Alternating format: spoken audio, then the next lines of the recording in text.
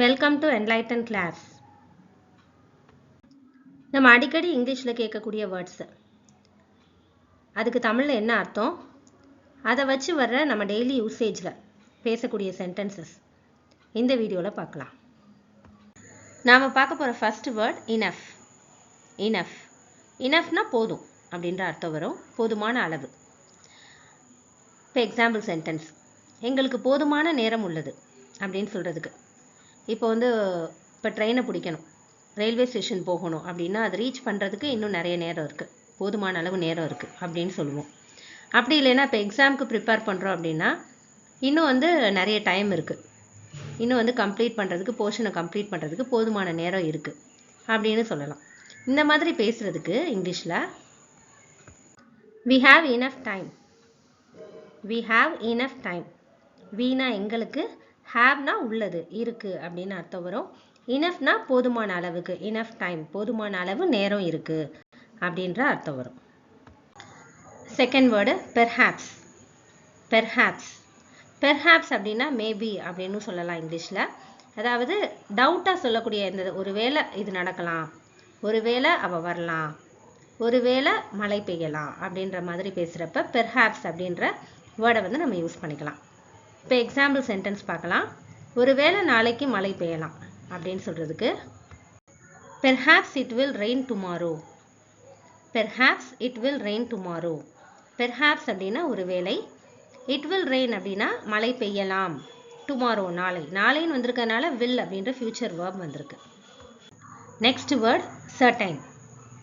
certain certainனா உறுதி, நிச்சயமா, உறுதியா. அதுக்கு இன்னொரு இங்கிலீஷ் வேர்டு ஷுவர் அப்படின்னு சொல்லுவோம் இல்லையா, ஷுவர். ஸோ அதுக்கு ஈக்குவலண்ட்டான வேர்டு தான் இந்த சர்டைன். உறுதியாக சொல்கிறதுக்கு பயன்படுத்தக்கூடியது. இப்போ எக்ஸாம்பிளுக்கு அவர் வருவது உறுதி அப்படின்னு சொல்கிறதுக்கு இங்கிலீஷில் he is certain to come. he is certain to come. இல்லைனா he is sure to come அப்படின்னு சொல்லலாம். he is sure to come. Heena our, is certain இல்லை is sure அப்படின்றது உறுதி, to come வருவது அப்படின்ற அர்த்தம் வரும். நெக்ஸ்ட் வேர்ட் சர்டைனுக்கு ஆப்போசிட் அன்சர்டைன். உறுதி இல்லாத ஒரு விஷயத்தை பற்றி பேசுகிறதுக்கு, நிச்சயமற்ற ஒரு விஷயத்தை சொல்லல அன்சர்டைன் அப்படின்ற வேர்டை யூஸ் பண்ணிக்கலாம். இப்போ எக்ஸாம்பிளுக்கு புறப்படும் நேரம் இன்னும் நிச்சயமற்றதாகவே உள்ளது. இப்போ எங்கேயோ வெளியே போகிறோம், ஏதோ ஃபங்க்ஷன் போகிறோம் அப்படின்னா அதுக்கு எப்போ கிளம்புறோம் அப்படின்றது தெரியலை, இன்னும் நிச்சயமாக உறுதியாக தெரியலை அப்படின்னு சொல்கிறதுக்கு இங்கிலீஷில் the time of departure is still uncertain. The time of departure is still uncertain. The time of departure, departureனா புறப்படும் நேரம், புறப்படுறது. the time of departure அப்படின்றது புறப்படும் நேரம் அப்படின்னு வரும். is still, is stillனா இன்னும், uncertain அப்படின்னா நிச்சயமற்றதாக உள்ளது, isன்றது இருக்கு, உள்ளது அப்படின்ற அர்த்தம் கொடுக்கும். Next word enhances. enhances enhances அப்படின்ற வேர்டு ஒரு பியூட்டிஃபுல்லான வேர்டு.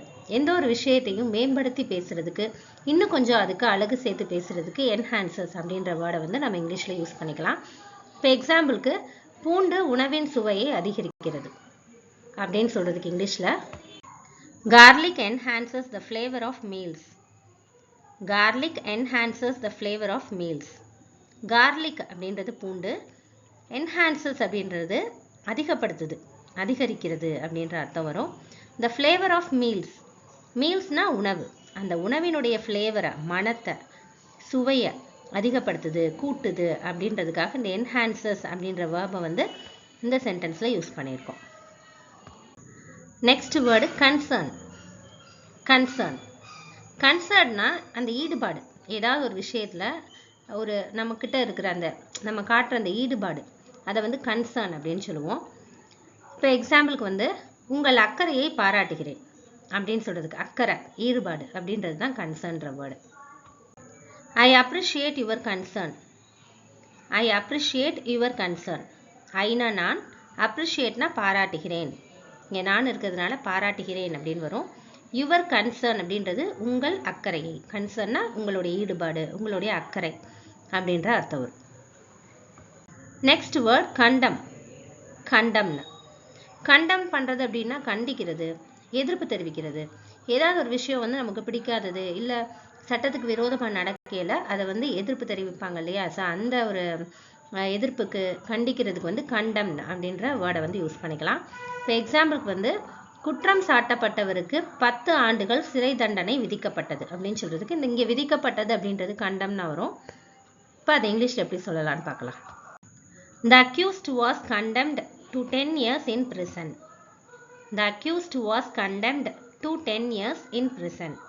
The accused அப்படின்றது குற்றம் சாட்டப்பட்டவர்கள். Was condemned அப்படின்னா எப்படி தண்டிக்கப்பட்டாங்க, எப்படி கண்டிக்கப்பட்டாங்க அப்படின்ற மாதிரி அர்த்தம் வரும்.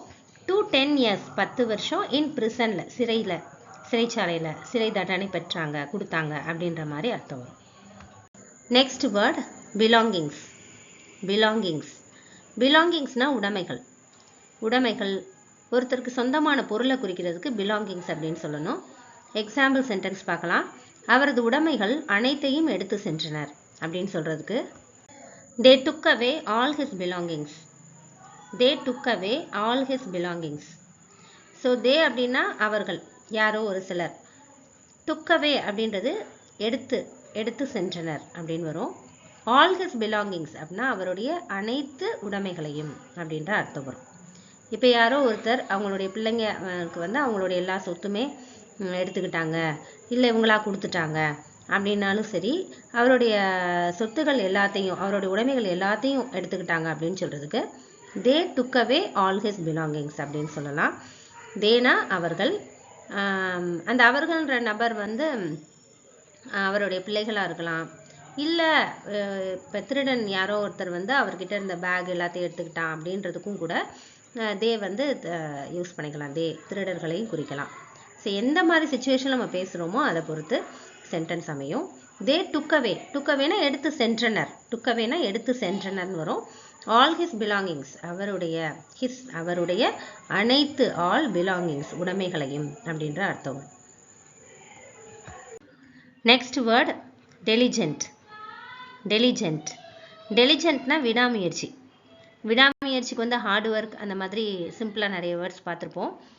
டெலிஜென்ட் அப்படின்னாலும் அதுக்கு ஈக்குவலண்ட்டான வேர்டு தான் விடாமுயற்சி.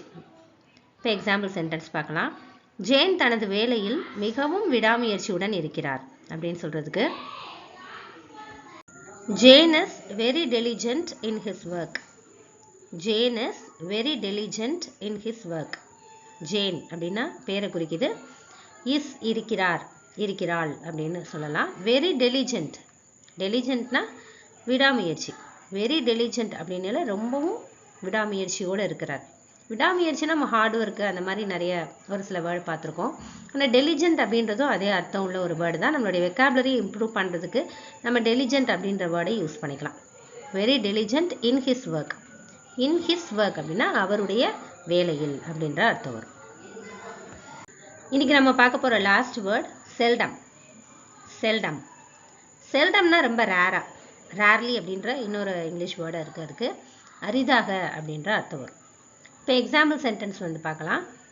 அவள் எப்போதாவது வெளியே செல்வாள், அதாவது ரொம்ப ரேராக தான் வெளியே போவாள் அப்படின்னு பேசுவோம் இல்லையா. இப்போ நம்ம ஃப்ரெண்ட்ஸு இல்லை நம்ம அம்மாவை பற்றியோ இல்லை நம்ம வீட்டில் உள்ள யாரையாவது நம்ம ரிலேட்டிவ்ஸ் பற்றி பேசல, அவங்க எப்பயாவது வெளியே போவாங்க, ரொம்ப ரேராக தான் வெளியே போவாங்க அப்படின்னு சொல்லுவோம் இல்லையா. அது இங்கிலீஷில் she seldom goes out.